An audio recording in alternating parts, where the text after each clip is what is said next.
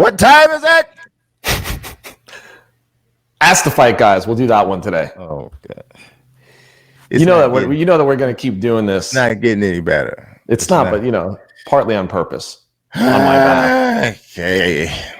All right. Well, anyway, let's go into with the amount of time that you and I talk to each other. Yes. Outside of doing the show. Yes. You'd think that one of these times you'd say, PK, let me ask you something. Mm-hmm. Moving forward.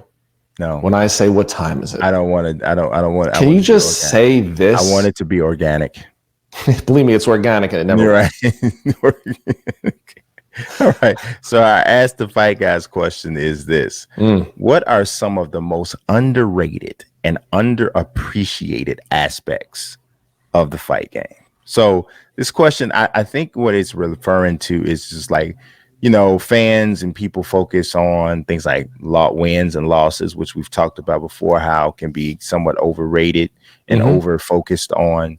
Then they look at things like flash and that sort of thing, and maybe even knockouts. You can even maybe somebody would suggest that that's overrated. What are some of the things in the fight game that you think are underrated or underappreciated? From actually inside the ring and octagon, or just overall? The whole fight game. Just even if it's for financial aspect, the things that people make, that's underrated or underappreciated. Underrated, underappreciated. I think what most people really don't understand is the preparation that goes into fighting. We all have seen some of the 24/7 and all access and 40 days and all that stuff. But I think that there's an underappreciation for what it's for fighters at the level and even at the championship level that the casual fans are watching, understanding the real sacrifice. Boxing is always this place where, there's always all of these sayings and things about there's always all these analogies to boxing. But the real sacrifice that goes into it, I believe, is underappreciated and underrated. So time away from family, the actual training itself. It's not just running and hitting a heavy bag. These guys are working on basically hand-to-hand combat. Some of these guys are sparring 70 to 100 rounds in preparation of a fight. Keeping yourself healthy, avoiding injury, the mental aspect of fighting. I think, those are all underappreciated, underrated. I think just, a lot of fans take it for granted. The guys, they tune in, the guys show up and they fight. But, aside from what is shown on some of those lead up shows, I think, as an overall sport, and not just those mega fights that people see the behind the scenes. And like I said, people see what they want you to see. I think just the overall preparation, and then the disparity in purse money. The average fighter is not fighting for millions of dollars. Yeah. But they're taking the same risk. And it's that risk reward that you talked about. They're taking that risk to get themselves in position to be able to make big money. And the odds are against them. Yeah. Statistically, the odds are against them. 1% of the fighters, less than 1%, make pretty much 99% of the money. $1 million. And probably less than 1% of them make $1 million over the course of their careers, let alone one fight. You're going to see guys that are fighting on ESPN coming up. I'm not talking about Shakur Stevenson or his opponent because that's a main event. But you'll see 4 other fights on that show. And there'll be guys in 10-round fights that are making $25,000, $30,000. Yeah. And by the time they pay a manager and a cut man and a trainer and, pay their taxes, they do that 3 times a year, you can barely get by. Yeah. So, I do think that that's, the risk that they take and the sacrifice they make to achieve a dream, I think is truly underappreciated because they're also entertaining people at their own great risk. Right. So that's just something I feel. I'm curious to see what you think. Yeah, for me, definitely, I would say one of the most underrated or underappreciated aspects of it from like I'm not in the fight game in terms of doing any willing and dealing with any of the deals or anything like that, and I'm not training, but I am privy to information about like salaries and the take home. And I think one of the underappreciated things is the risk that goes in and the low pay, and which is something I think that you kind of alluded to with the disparity in which these fighters are actually paid. And I'm gonna give you an example of something just really recently. Okay. The last UFC event, because I think UFC guys and girls are the most, I dare I say, criminally underpaid of the combat sports athletes.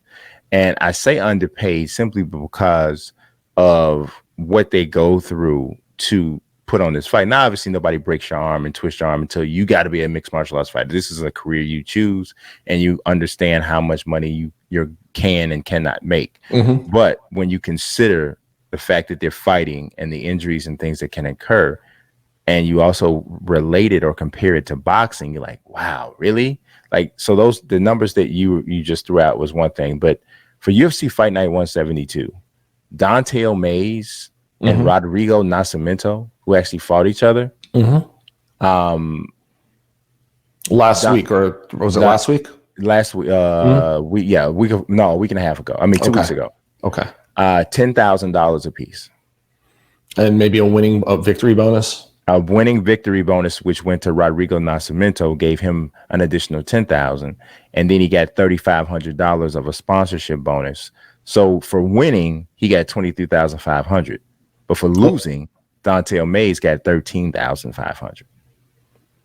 And then that wasn't the only one. Anthony Hernandez, who got stopped in the first round, he took home $16,000. The gentleman who beat him has a little bit of Kevin Holland, who would have gotten another check for Saturday if he hadn't gotten hurt. He made $57,000. Giga Chikadze made $32,000. Erwin Rivera, who was a late replacement, made $15,000. So so you might be, oh, well, those were the prelim guys. Well, if you go all the way up to the top, right, the headliner of the card, Alistair Overeem, who has had over 60 some odd professional fights, made only $415,000 for his fight. Now, $415,000 is really nice take home money, of course. But as you said, you have to that's before he pays training camps, managers, all these, his nutritionist, everybody who has to get paid. It helps to prepare him. So he's not going home with $415,000. And you got to think from an experience level, how much he's fought. It's not a lot. It's really just not a lot.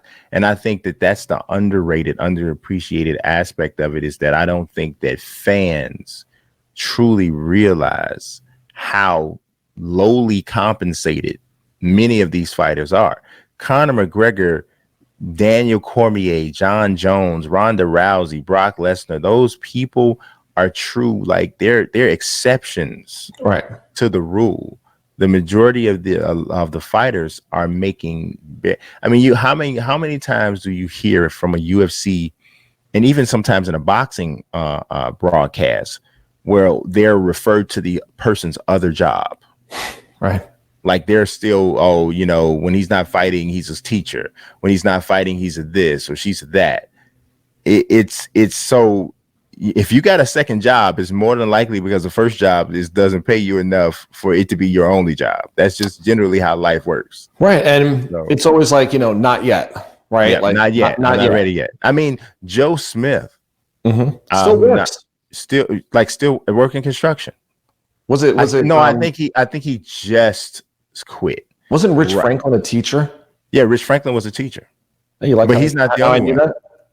You said, how did you know that? I said, you should be excited that I knew that. Well, I'm very excited. Thank you very much. He said, but no, a lot of guys. Yeah, and the guy who just fought Brian Boom Kelleher, who had just got a roster spot from Dana White Tuesday Night Contender Series. O'Day Osborne. O'Day Osborne's a teacher. So it's funny how teachers end up fighting a lot, but it's just funny. I Well, don't know. flexible work hours, I guess. Flexible work hours. Done by 2, get the summer off. I mean, a lot of pent up aggression. but listen, let me tell you something. Don't get us wrong here. Okay. Yeah. The question was underappreciated, underrated. Yes. Right. However, yes, we will see, like, and I've brought this up before, statistically, there's an average of 2,000 active boxers in every weight division, meaning we're using the average. Some have 2,100, some of it. I mean, average, there's about 32,000 active professional fighters. That means boxers that fought in the past 12 months. Right. In one of the 16 weight classes. So keeping that in mind, if you look at the number of fighters that have been paid, $1 million payday over the course of the last 12 months, you could probably name them 10, maybe. And don't get us wrong, Floyd Mayweather Jr., Manny Pacquiao, Canelo, they've all been Anthony Joshua on the Forbes list. Yeah. But those guys are 4 out of 32,000. 4 out of 32,000. And they're on the way other side of the spectrum. Yeah. And the middle class is not so close to the top. It's not really a middle. Here's the middle class. The middle class for a main event on ESPN, depending on the weight class, could be making $150,000. Yeah. I mean, honestly, the middle class, or maybe there's this upper middle class. Upper middle class is like Adrian Broner. I still think he's upper class. Yeah, but he's not in he's in the millions. He's in the millions, but if at the top of the class or the upper class is Anthony Joshua, Canelo, he's not on that level.